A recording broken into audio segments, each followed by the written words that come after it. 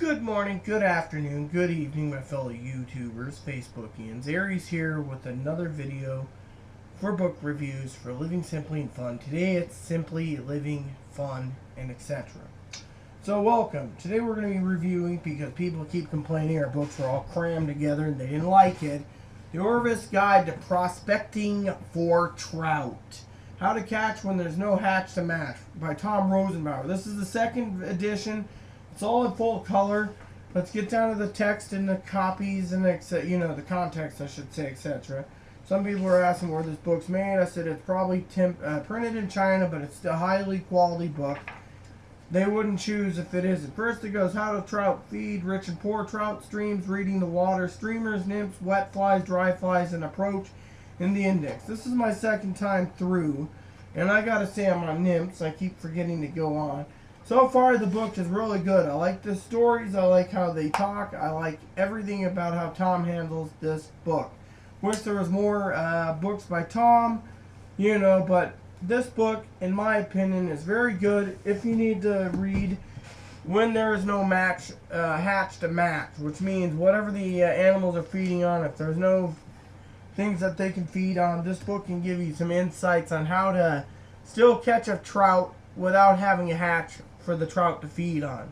See, when a trout comes, they have nymphs, they have streamers, they have dry flies, and they have wet flies, meaning different various stages of the bugs that are swimming around that the fish eat. And if there's no hatch to match, or the bugs, then you got to think, and this is where he designed this book, for where there is no hatches to match. You could sit there, and let me just say, you could probably catch a lot of good fish if you know what you're doing with this book.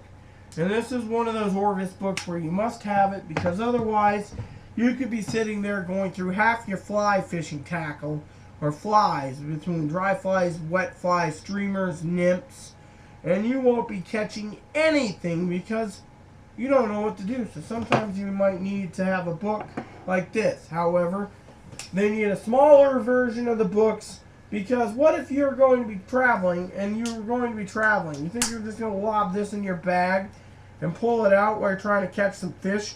Look it over, because this basically talks about how important are what's and what type and etc., and how to choose the nymphs. Sometimes, like I said, they might change something else, how to choose different patterns, etc.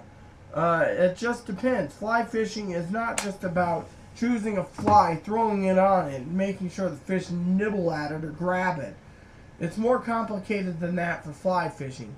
Bait fishing, you just throw a hook on it, whether it be using trout nuggets, fireballs, orange balls, salmon eggs, worms, jigs, you name it, spinners, meps, rooster tails, panther martins, you name it, old man geezer type spinners. If you don't know what they're using, a fish might not take your offering at all. You just got to play it safe and figure it out. That's why these books were invented. Right? Right. So, with that said, please add and subscribe. Please post comments in the box. Oh, before I continue, what do I give this? I give it 5 stars because I'm reading it a second time. I got it from the library. I got a copy of my own coming. And I highly recommend it for anyone who's thinking of seriously getting into fly fishing, because you'll never know when you might need to take some notes in your Orvis prospecting for trout. And you just can't find the fish. This book will help you. With that said, please add and subscribe. Please post comments. Oh, I give it 5 stars, by the way. Now I can say it. Please post comment suggestions.